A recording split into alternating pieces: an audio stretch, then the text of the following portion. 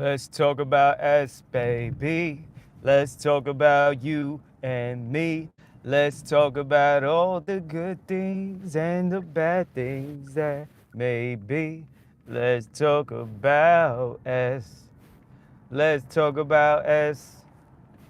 Let's talk about us. Let's talk about doom doom. With that being said,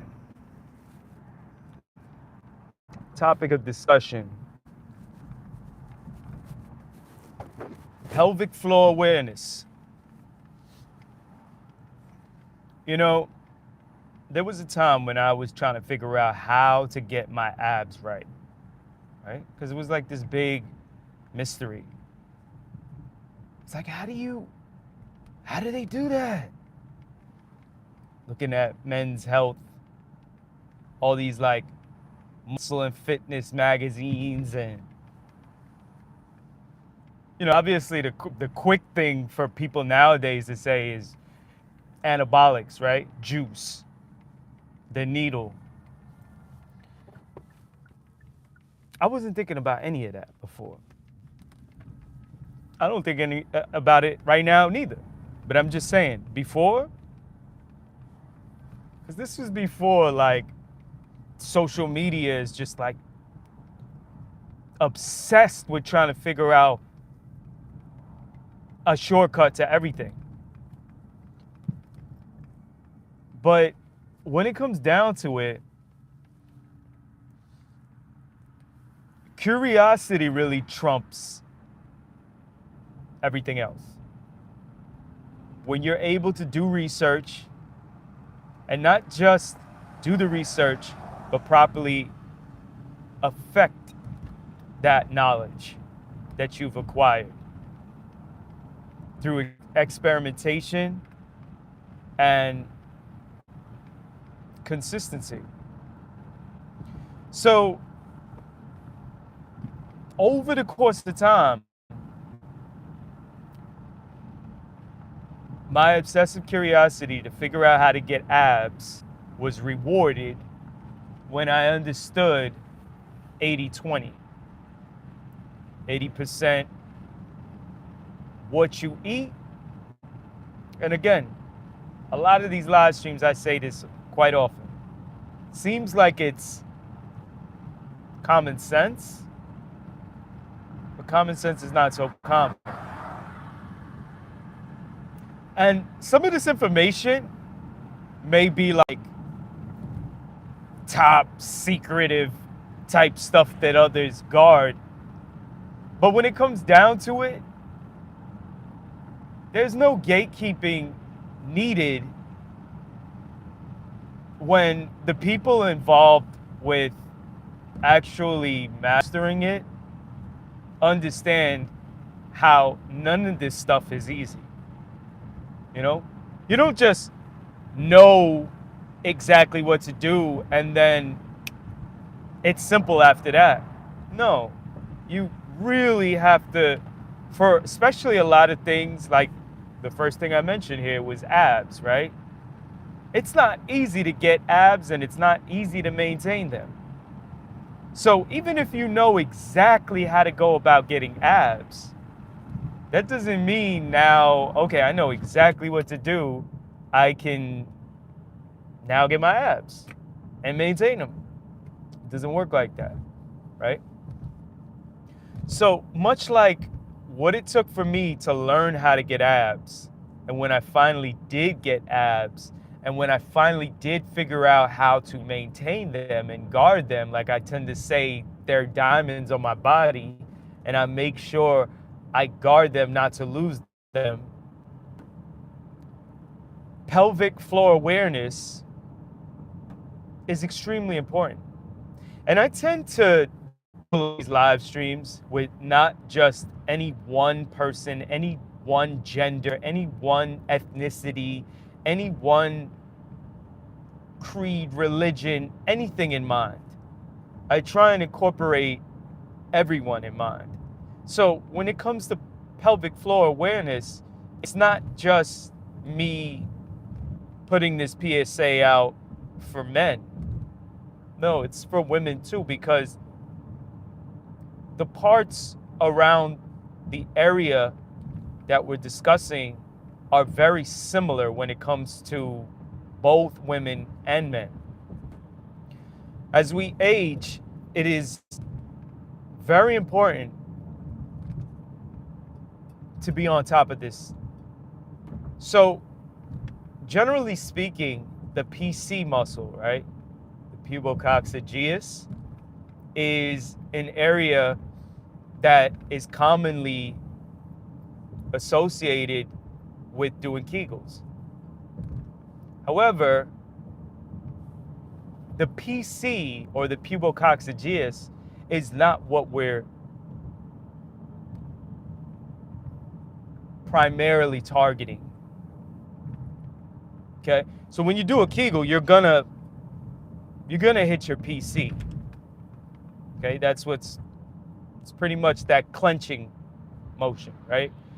A reverse Kegel is when you push out. So think of it, it's like you're going number 2, right?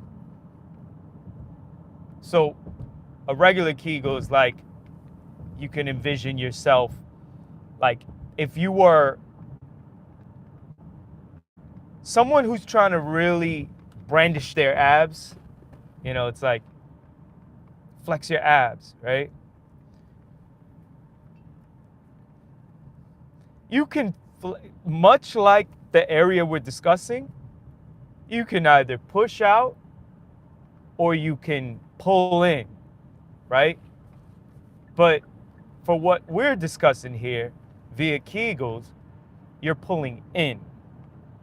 So everything in the area is about pulling in. However, you don't want to overtrain, because much like the rest of your body, you can have muscular imbalances. And when you have muscular imbalances, that will lead to injury. So think about like opposing areas, right? Of possibly the same muscle group. For example, your quads. The opposing area would be the hams, right? So your quadriceps and hamstrings are opposing. So you don't want to have strong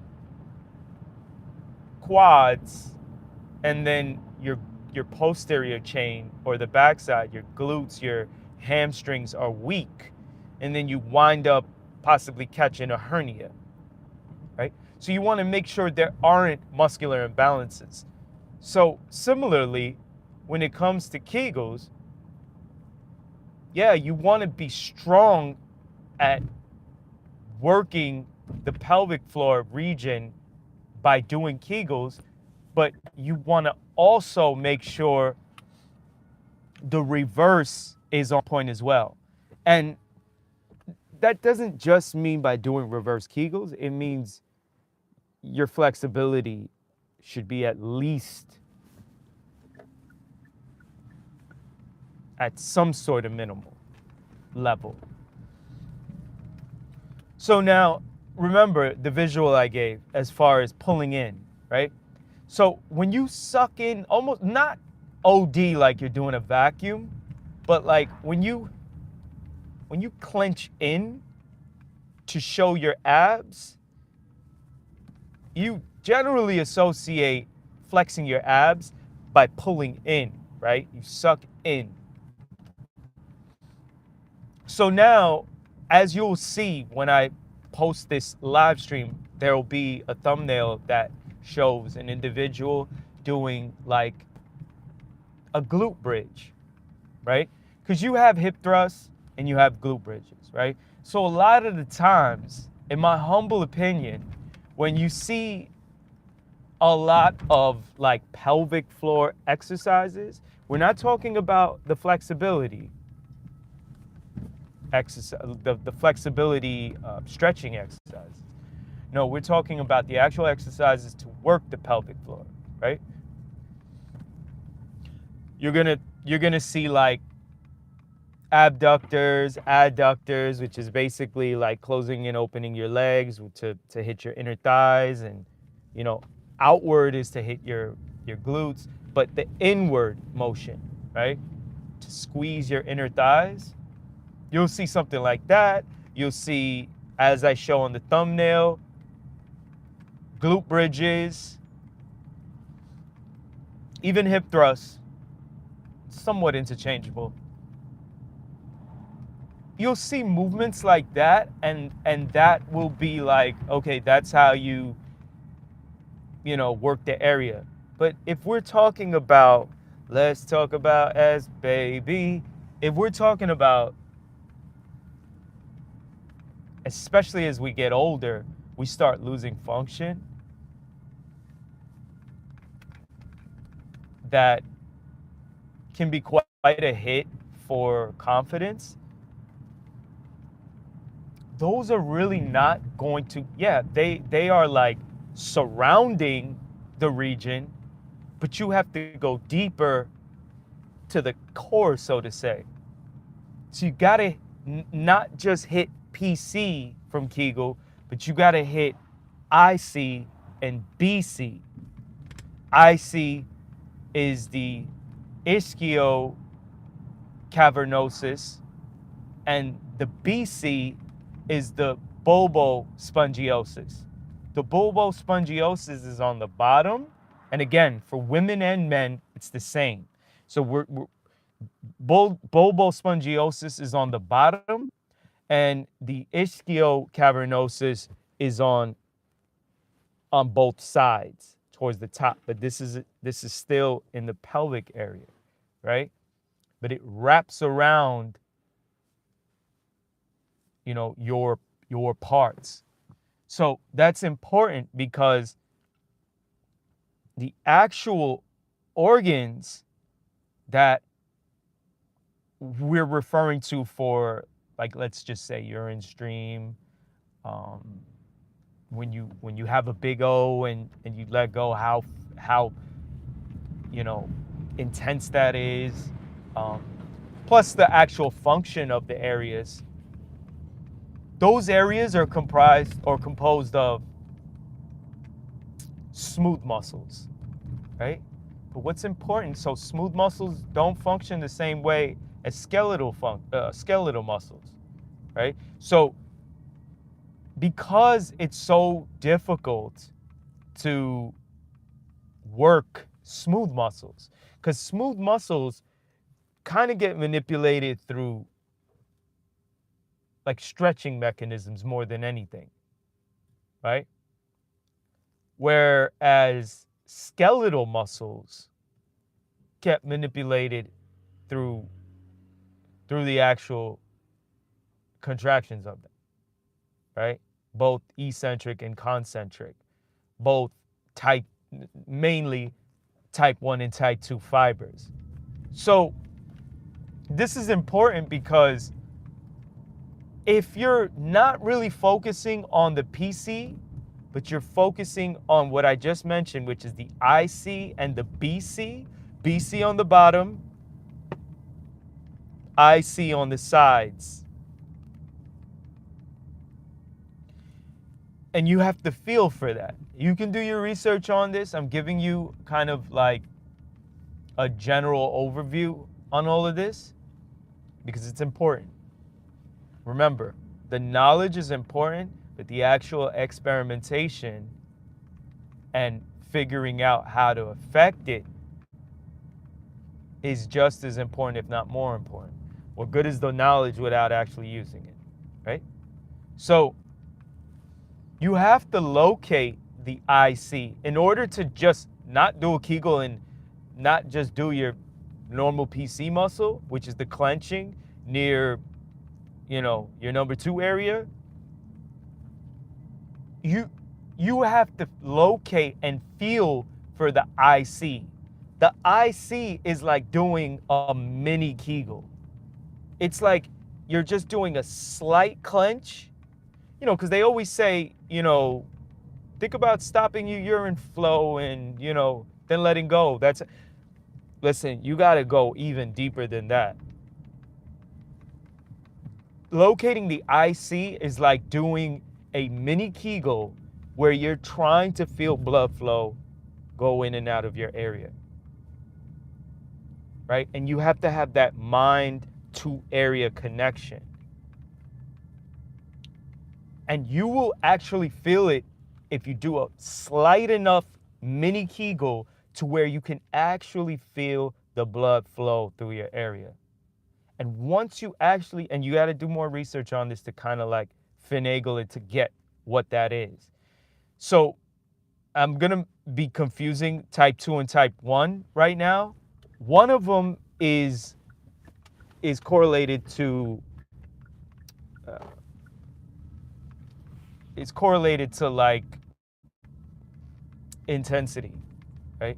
So in the gym, it would be the equivalent of like explosiveness, right? The other one is correlated to like stamina, right? So in this case, the one that's correlated to like explosiveness, there's more of those fibers, whether it's one or two, I'm not exactly sure right now off the top of my head. But since there's more of those fibers, it's probably best to work your exercises a little bit more on that end than to actually do the stamina ones. You're still gonna do the stamina ones because they have their own purposes. Like if you want to, as you get older, you don't want to dribble, right? You want to make sure you have, like if you got to go pee and you can't hold it and you don't want to dribble out, you want to have that good control. There's a purpose in doing this. And at the same time, if you want to have strong O's, the big O's, there's a purpose as well. And at the same time, if you want to have strong function where the angle goes up, and at the same time, not just the angle, but the strength and how long it lasts, kind of like bring you back to like teenage years, you have to develop that skeletal muscle because the IC, when you do quick ones, meaning like quick reps, meaning like 2 seconds, let go, 2 seconds, let go. It could be 1 second too. It's like rapid fire mini Kegels, right? In the IC. That will work the most fibers, right? That is how you get the strength up. Now, the strength is for the function of it, how the angle of it, the way it becomes rigid, right? Both females and males, the same thing. Now, for stamina, you do long clenches. So I see it's still a mini Kegel, but so a mini Kegel means like real gentle of a Kegel where you can actually feel the blood flowing. So for the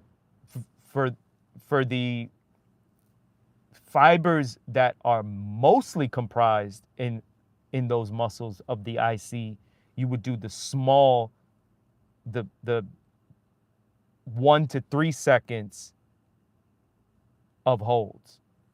For the lesser fibers, that's more involved with, like, I would say stamina, right? Like how long you could last, all that.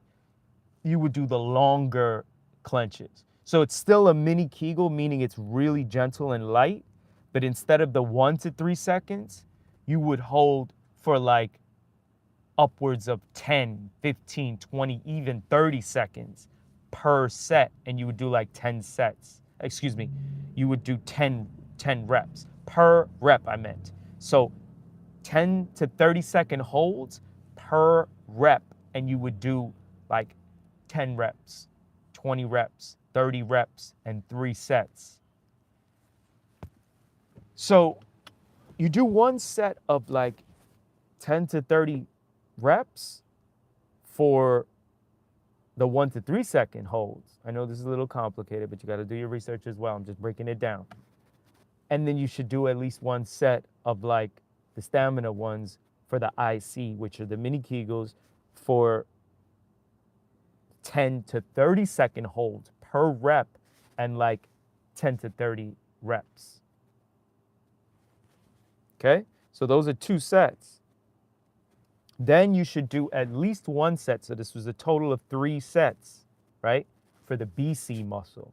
The BC muscle, the bulbospongiosis, is on the bottom. And that's a brolic muscle. You know, it wraps around the whole bottom. And that's more of the, when you get that one down pat, like that is easier to kind of locate than the IC, because the IC that I just went over is like a mini Kegel where you actually have to do it so gentle and so light that you can actually feel the blood flow, right? The PC is just a hard clench near your number 2 area. That's pretty much what everyone does, where it's like, okay, I can get the PC, right? But you want to try, you're not going to bypass it because you're still going to work the PC. But for the IC, to try and target the IC, you got to do that mini Kegel I was telling you about, real gentle, real light, where you feel the blood flow, right? To get the BC, you actually have to go to where it's kind of just above your number 2 area, but not as gentle as the IC side target. Because you can actually, when you're feeling the blood flow and you are kind of certain that you're locating the IC, you can actually feel the blood flow on your sides into that muscle area. So if you go a little harder on the clench and it's a little, it's in that perineum area, the gooch area, like that's where the BC is. So you would actually do a same thing. You would do the hard clenches, which would be like BC 10 seconds to 30 seconds at a time, which would be the lesser amount of fibers because it has its purpose. But then you do the BC quick flick 1 to 3 second holds for 10 to 30 reps. So a total of like 3 or 4 sets to kind of not just focus on the PC, but you would locate the IC and the BC, again, the ischiocavernosus and the bulbospongiosis, right? I know this all sounds crazy and like very technically scientific with the jargon, but if you do your own research, it's extremely important. Why? Because as you get older, like I said, you'll lose your confidence if you don't do this. You'll just be waiting to try and fill out prescriptions on pills and be dependent on it, right? Now, like you could use your pills, but like use it as a tool, not as a dependency, like a reliance on something, right? So when you do this, you'll find that if you condition and strengthen those muscles enough, you'll turn back the clock.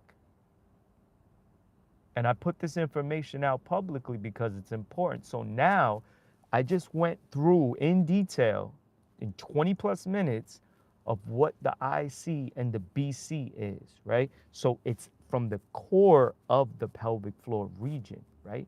So now when you develop those areas, because your PC, if you do Kegels regularly, it's gonna develop anyways, right? But if you also target the IC and the BC, now you have all 3 well conditioned and strengthened, developed.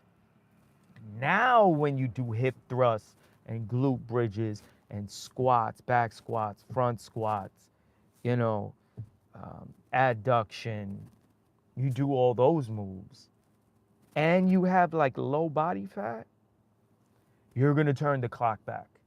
And now you're gonna be like, wow, I'm waking up with morning wood. And it's not just men, because women have it too. I'm waking up with that. I feel incredible. I'm getting these. And there's more to it too. And you can feel free to ask these questions. I will, you know, target this in a future live stream if need be. But I'm putting the information out because I do think it's important, because otherwise men suffer, because you might be on minoxidil, you might or might not have certain side effects from certain things, and you'll notice that it's not the same. There's a lot involved here. But like I said in the beginning of this live stream, I had to figure out how to get abs. And once I did, it was like, I'm set for life, right? So when it comes to this, it's like, I never understood, do you push out or do you clench in when you're trying to get the angle up? It's it's actually clench in, because you got to think about, like, when you flex your abs, you don't really push your belly out, right? You suck your belly in so that you can get those abs to brandish, so to say. It's similar in that area. When your body fat goes down and those ICBC muscles are well conditioned and well developed, now at the core of the region, it's like even deeper than the abs and lower. You're doing that same clench, but like at the core, as deep as possible of your existence, so to say. You are now getting that area to a place of like, wow, you know, I got that angle up. I got my youth back. I turned the clock back, and I'm at a place where it's like, you could be 50, 60, 70 years old and be extremely happy as a woman or a man, And you're not just gonna get it from doing glute bridges on the floor at home, or you see them talking about just do hip thrusts and squats and it's not gonna work. You got to do a combination of all this plus all the habits. That's why I said earlier on, where you could have the information, but none of this stuff is easy. You got to get your body fat down.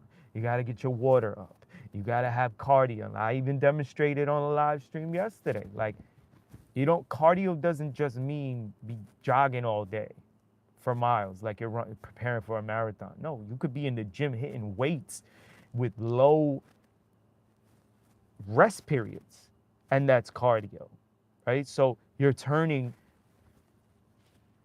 anaerobic into aerobic, right? So your cardiovascular health is going up.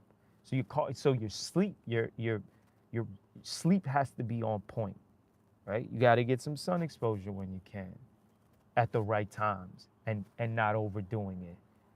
You got to try and get because it's related to the cortisol, right? You got to try and get your stress down as much as possible.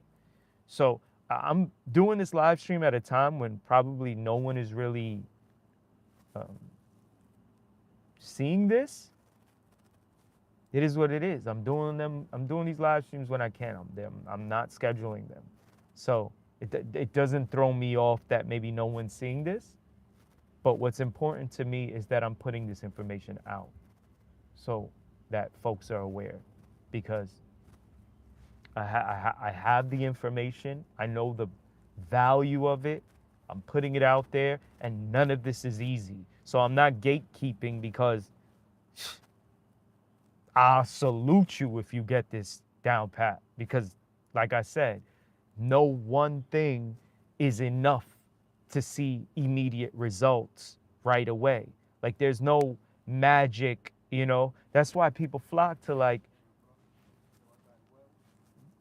Tidal and Silden and Levi and all of these, because it's the proverbial one pill, so to say. Like, it's legit a pill, right? Magic pill, so to say. No, like, yeah, you could take a pill and it could be magic in a sense, but then there's like a reliance to it, right? There's a dependency on it. And that's not what we want. You could use a pill as a tool, but not as like, that's my go-to, and then, without that, I'm lost. So like, what if I don't have it? No, you got to get to a place where without anything, you are super strong because of the habits you practice every single day, and none of that is easy. That's why I'm not gatekeeping, and I salute if you knock it out, because all of this is difficult.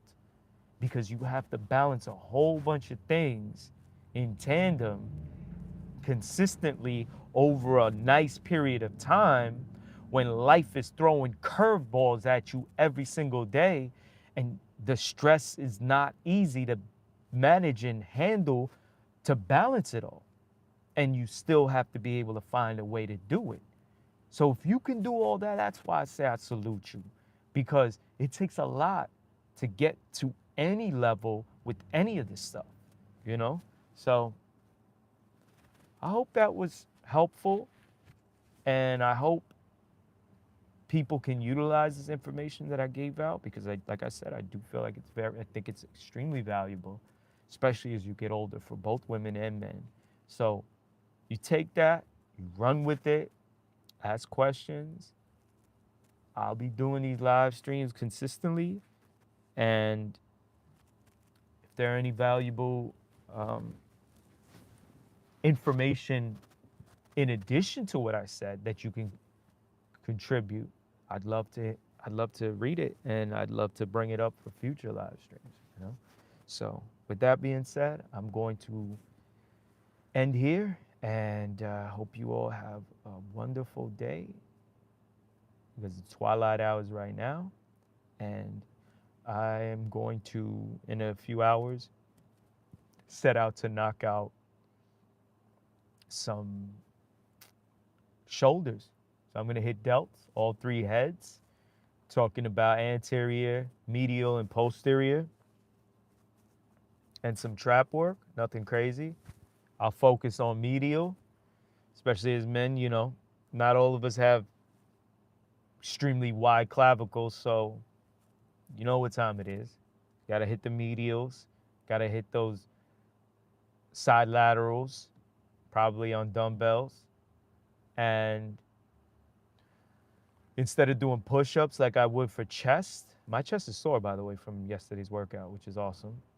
I'm going to do a pre-exhaust with handstand push-ups, and I'll record what I can. I'm probably not going to do a live. By the way, yesterday's live was hit with a copyright, but that's understood, because when you're in a gym, you know, doing a live stream, they play all types of music, so it is what it is.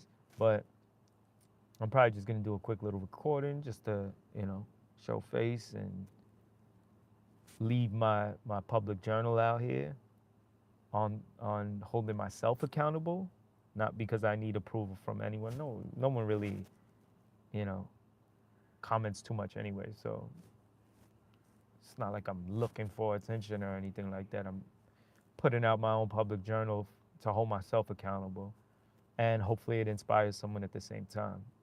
And that's really it. I'll do shoulders in a little bit. Just wanted to check in to break down the value of the IC and BC muscles, and to separate the misconceptions of just doing pelvic floor exercises, and to also carefully note the importance and the value of making sure you don't overtrain and cause muscular imbalances to prevent injury, right? So flexibility is important too, so you're not hypertonic and overly tight. So keep aware of everything. I hope I broke everything down. Feel free to chime in or ask any questions further on the subject matter. You already know. I'm going to leave it there. Thank you for checking in, and catch you next time.